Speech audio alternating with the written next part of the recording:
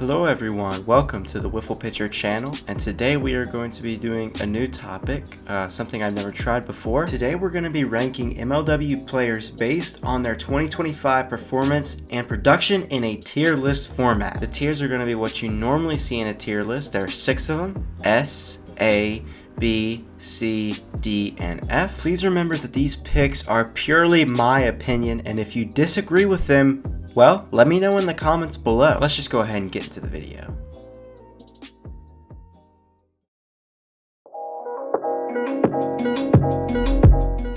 Alright, the first tier we are going to move into today is the F tier. Now, this tier isn't necessarily just being a bad player. It's really just for people that didn't get a lot of reps, the players that didn't get to perform to their highest standard, or just maybe if they took a really big step back or had a really bad season, you know. So let's go ahead and get into it. First guy and the lowest guy I have on the list is Aiden Richard of the Great Lakes Gators. In 3 plate appearances, he had 3 walks and 1 RBI, and he only had 2 games of playing time under his belt, so that's pretty much the reason why he's down here. Not much to say about Aiden Richard. I hope he gets a little bit more playing time in 2026, but we'll see. Next guy I have on our list is Brendan Zerlag of the Coastal Cobras. He was by far the worst hitter in the league, had an 0.42 average, only 1 hit in 24 at-bats, but he did have a highlight this season with that really nice catch in the Ripken series in Maryland. But yeah, I really hope to see more out of him. He's a good player and just really did not perform this year. Next up, another Coastal Cobra, Stephen McGlade. He had a 13.50 ERA with 6 earned runs in 1.1 innings pitched. I won't show all those runs that he gave up, but he did have a nice inning in Game 2 against the Wildcats, if you take a look at that. Again, low playing time, only 2 games. I don't think he showed up for the one series that he was on the Cobras. I don't think he was there, but he did get a couple chances to hit, but he also had 3 strikeouts in those 3 plate appearances. So yeah, moving on, we have Matt Carlington from the Downtown Diamondbacks. He didn't get a lot of playing time this year, but he does have a lot of tournament experience, and I think he has a lot of potential, but he's just stuck in a stacked D-backs lineup. That'll be probably a theme for a lot of these D-backs hitters, is that they're lower because they just didn't get a lot of PT or didn't get a lot of at-bats because of how stacked that lineup was. And the same is true for our next guy, Michael Shima of the Downtown Diamondbacks. He had low playing time this year, and I honestly think he might be done with wiffle ball after this year. He's just stuck in that D-backs lineup that's just absolutely filthy good. But yeah, let's head on to the D tier.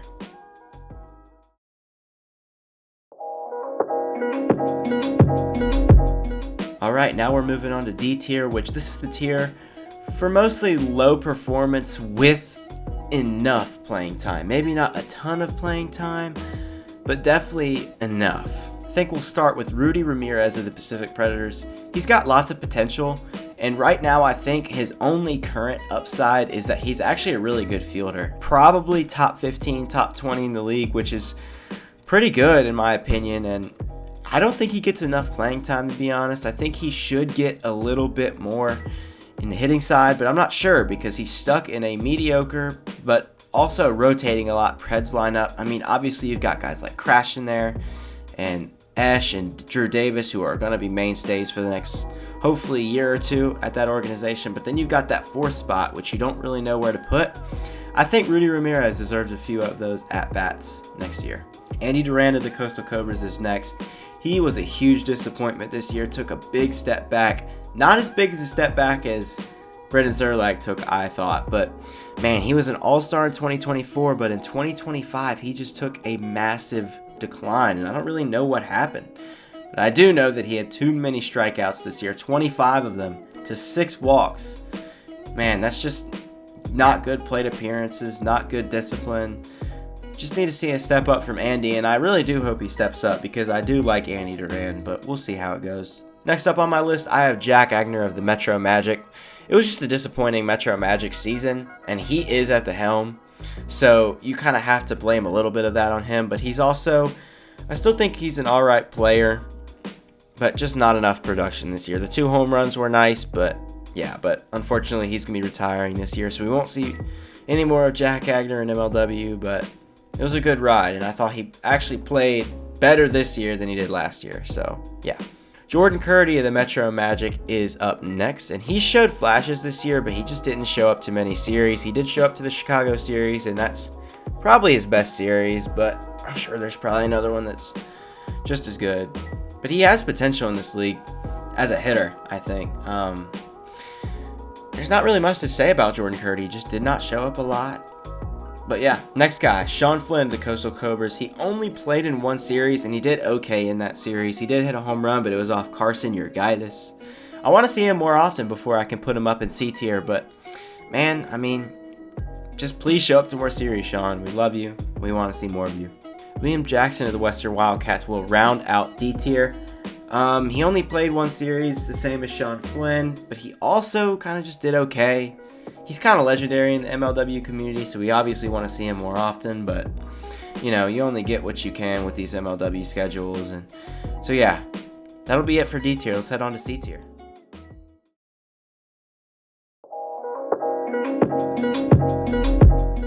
Now on to C tier. This is the tier for off-the-bench roles and underperforming legends and young guys. We'll kind of see a mixed bag of players in this tier, but this is for the guys that aren't quite a star in MLW, but are certainly, you know, either have potential or they are still just a good player, somebody you're going to want on your team.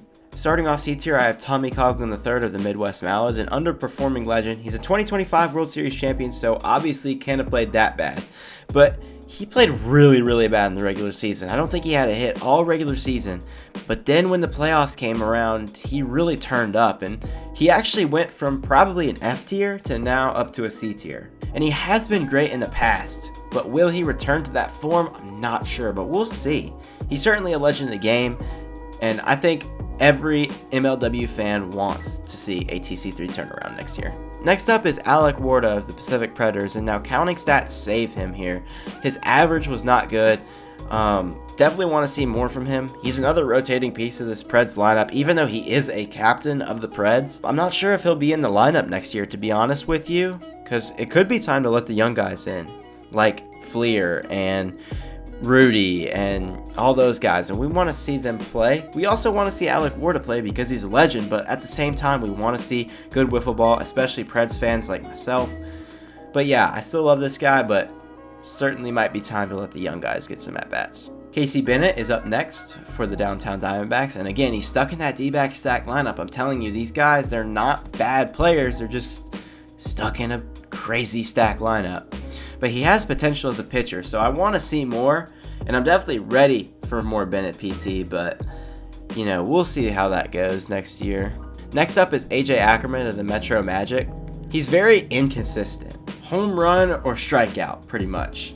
He's like that 3 true outcome hitter that they talk about in MLB all the time. But he was a 2023 World Series MVP, not only champion, but MVP. So certainly he has potential, and we want to see him do well. I mean, he was facing the likes of Dallas Allen in that series, and he still hit really well off him. So he has a lot of potential. But can he bring it back to where he once was in 2023? We'll see about that. Brendan Russell of the Pacific Predators is up next, and he's always great in Slate 1, but then he always falls off afterwards. It's just the inconsistency that brings him down. Could it be time to let the young guys in? Same thing with Alec Warda. Do we let Rudy Ramirez, do we let Levi Fleer get some playing time over them? It's probably time to go. Carson Urgaitis of the Eastern Eagles is up next. He improved a lot this year, but he's still inconsistent. That's a lot of the players in this tier, is that they're just inconsistent. He's super clutch, but pretty much nothing else. I mean, he hit 2 home runs this year, and they just came at the perfect time, but man, I want to see this guy do more than just that. I mean, I feel like he's got a good bat. If he's anything like his brother, he's got a good bat. But next year, Daniel Schultz certainly has a decision between him or the Eagles rookies that are behind him. But yeah, he goes in C tier for now.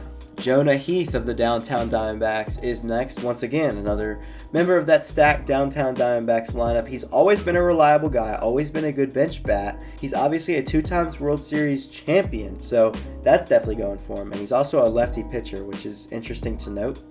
But yeah, I'll be excited to see some more Jonah Heath playing time next year if he gets it. But I'm not sure he'll get it, man. That's another stacked lineup. Just, Even the good guys, they can't get in this lineup. Cole Kwiatkowski of the Coastal Cobras is up next. He's certainly the best Cobras hitter this year other than Drew Davis, but I kind of count him as a pred.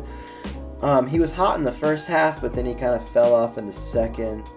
He has lots of potential as a hitter, but right now I have him as my number 8 rookie on this list. John Paul Gunn of the Metro Magic. He's pretty good. I mean, gotta be a good number 2 arm. Probably one of the better ones in the league. He has potential and he showed flashes this year, but I really want to see him in the playoffs and how he does in the playoffs.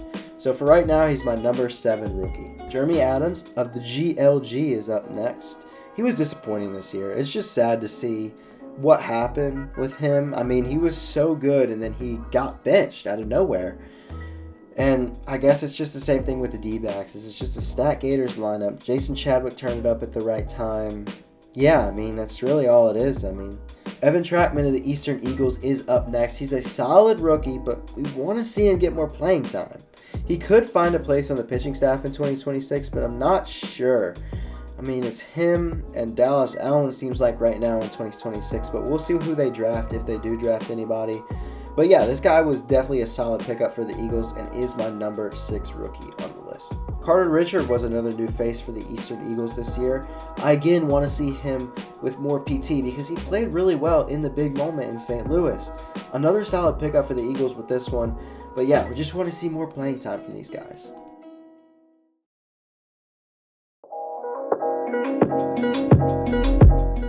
Up next is the B tier, and this is the tier of above average or standout performances. And we're going to start off this tier strong with Evan Porter. He was a really solid rookie this year. Definitely B tier for his great pitching, not his hitting. I'll tell you that.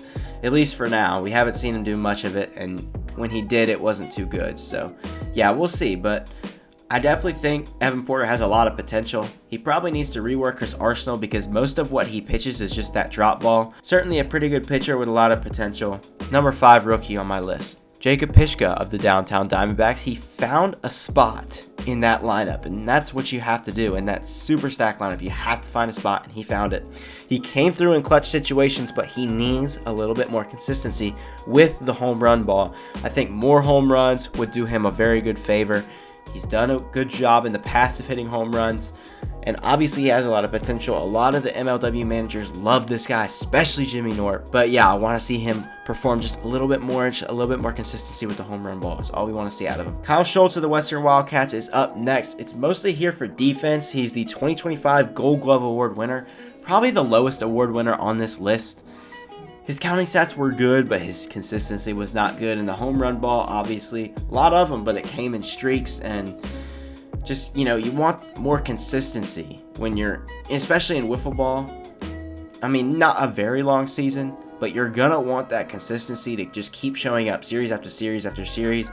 Kyle Schultz, on the hitting side, was not. But on the defensive side, he was incredible. And that's why he goes in B tier. He's just so valuable out there in the field. I mean, he definitely took away at least 4 or 5 hits this year and a home run, which obviously we know Drew Davis does that a lot, but that's why he's higher up on this list. But yeah, great season for Schultz on the defensive side. Just would like to see a little bit more on the hitting side. Trey Flood of the Midwest Mallards is up next. 2025 World Series champion. When he played, he was good, but he missed all of their playoff run. All of the Midwest Mallards playoff run. Even the World Series. Literally. And that's why he's so low on this list. I just really hope he plays a bigger role next year for the Mallards. Maybe get a little bit more pitching in. I'm not sure. I mean, Jorgensen was really good, but yeah, I don't know what to say about Trey because he was good, but he just never played, it seemed. So, yeah. Levi Fleer of the Pacific Predators is up next, and it was definitely his most consistent season in MLW, but we didn't see much of the home run ball, which is usually what we like to see out of Levi, but I like his trajectory going forward. I think he's going to be good, but we'll have to see a little bit more of the home run ball next year, Levi, but you did a great job, dude. Incredible job this year. Grant Miller of the Metro Magic still goes in the B tier.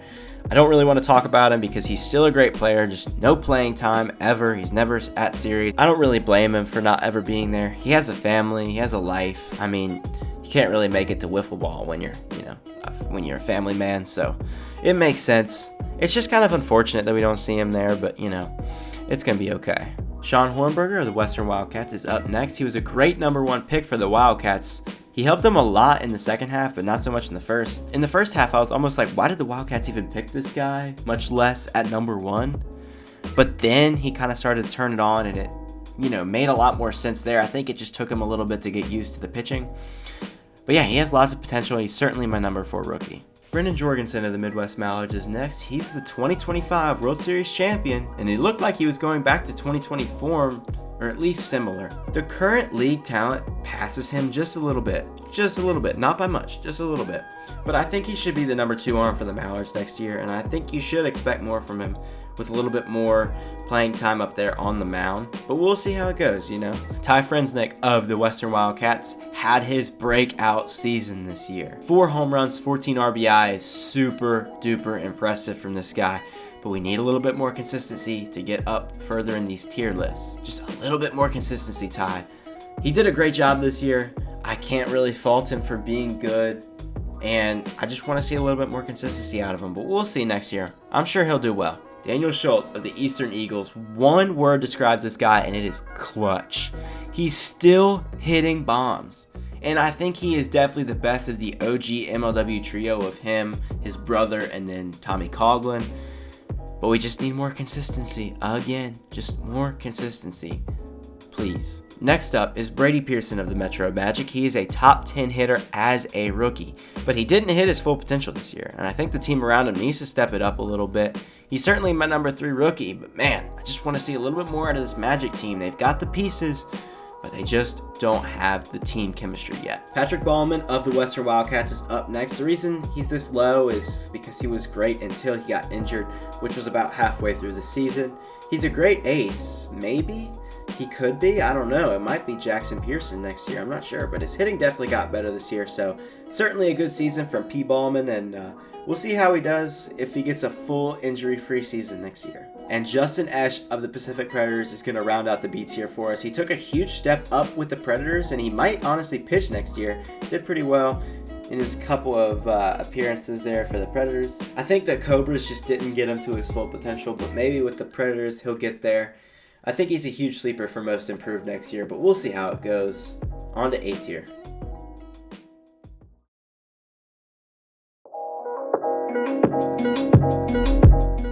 So the A tier is strictly for stars, legendary performances, and phenoms. There's honestly not a ton of people in here, but all of them certainly deserve a spot. And we'll start with Jake Sullivan IV of the Downtown Diamondbacks. He was a massive contributor in his rookie year. He pitched very well and hit even better, to be honest with you. He was just like one of the best all-around players in MLW. Certainly a top 10 two-way player. And he was definitely my number 2 rookie. His tournament experience showed very well this year, and hope to see more of him next year, especially with a possible North retirement, with a possible, Shima retirement soon. We'll see what he can do. JP, Jackson Pearson of the Western Wildcats, is here in A tier. I had to put him up here. I love this guy. I watch him on YouTube all the time. I know he watches me, so Jackson, what's up if you're watching this? He carried the load for the Wildcats pitching in the second half. Did a great job with it too, but I need a little bit more consistency at the plate from you. He took a step up this year for sure. I want to see more home runs. I want to see more hits. I want to see more RBIs, but I'm sure that'll come with just all the Wildcats being very good, and we'll see what they do next year. I think they might be poised for a World Series run next year. Don't quote me on it, but maybe. But yeah, certainly a great job this year from Jackson. Keep it going, man. Nick Saylor of the Downtown Diamondbacks is up next. He's still the number 2 pure hitter in the league, in my opinion, which what I mean by that is hitter only. I still think he's the number 2 pure hitter in the league, only second to Landon Urgaitis. Unless you count Drew Davis, then it's number 3. You have to give it to him. But he had limited PT this year because of his injury, but he still performed well even when he did play. He's a huge contributor to the Diamondbacks, 100% deserves a spot. But yeah, has to be here. Jason Chadwick of the Great Lakes Gators is up next. He went off in the second half and playoffs. He was the league leader in RBIs with 24. Man, that was just such a great playoff run from Jason, and he really turned it up. He's super clutch. Best year of his career for sure. I want to see more out of him next year, and hey, Unk still got it. Chris Cheatham of the Great Lakes Gators is up next. Again, Unk still got it. Come on, man. Top 10 hitter in the league for sure. Did not expect him to do this whatsoever. Turned it on in the playoffs, hit a grand slam in, I believe it was Game 3 of the World Series this year. Man, just love to see Chris Cheatham do this. And I'm just happy him and Jorgensen are both taking another step up from their 2020 year. Just want to keep seeing them doing well, man. Jimmy Norp of the Downtown Diamondbacks, he's still great, just took a step down this year. He might retire soon, to be honest with you, because of his involvement with Job Boy Media. His pitching went down, but I still think he's a top half pitcher. I just don't think it's enough to be S tier, you know what I mean? Just not quite enough to be up with these other guys, and he's still really good. I don't even care if the Jimmy Norp fans come after me for this one. He deserves A tier, but he's very close to S tier. He's 2 away from S tier. So next, and the last one for A tier, is Drew Davis of the Pacific Predators. He was second in the league in home runs this year with 6, only second to Ryan Crouch, who's on the same team. He had consistency with the home runs too. Good average, good on-base percentage, good everything pretty much. The Cobras lineup certainly brought him down. He could have been S tier with more runners on base, with more opportunities with runners in scoring position. Definitely had a comeback season. Could he retire soon? Probably, but I hope he does his last years with the Pacific Predators and does really well because I'm a Preds fan. Let's go. Come on. Let's move on to S tier.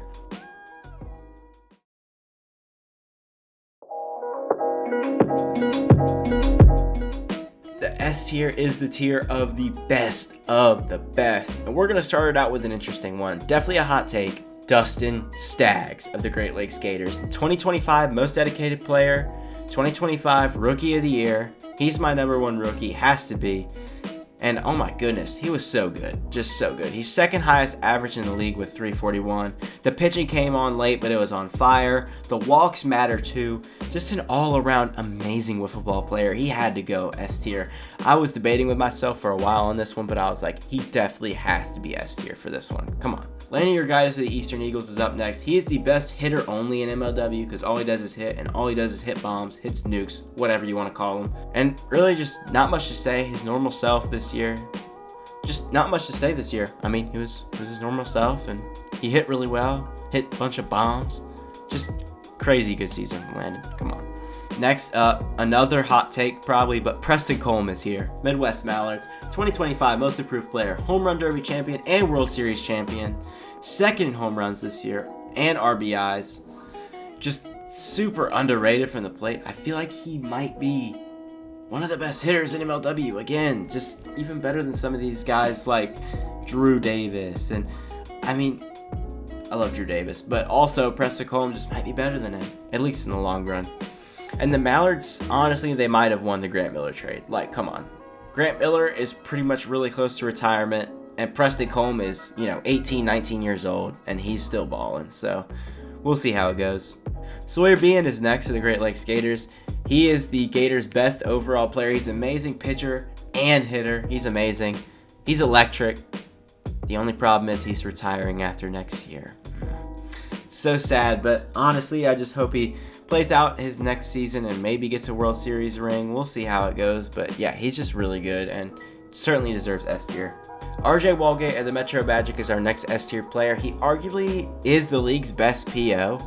Only him and Caden Irwin, I have them right next to each other, so that spoils Caden Irwin's next, and he's an S tier. But the Metro Magic unfortunately missed the playoffs. He's going to be the new manager next year, so we'll see how he does.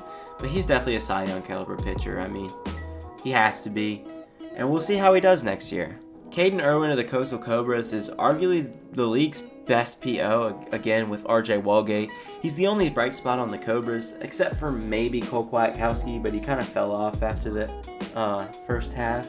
He was the league leader in ERA this year at 0.91. He's also going to be the new manager of the Coastal Cobras, so we'll see how he does at the helm. Dallas Allen has to be in S tier this year. He was the league leader in Ks with 110. He's a great hitter also, and he's just somehow passed up by the other two-ways on this list.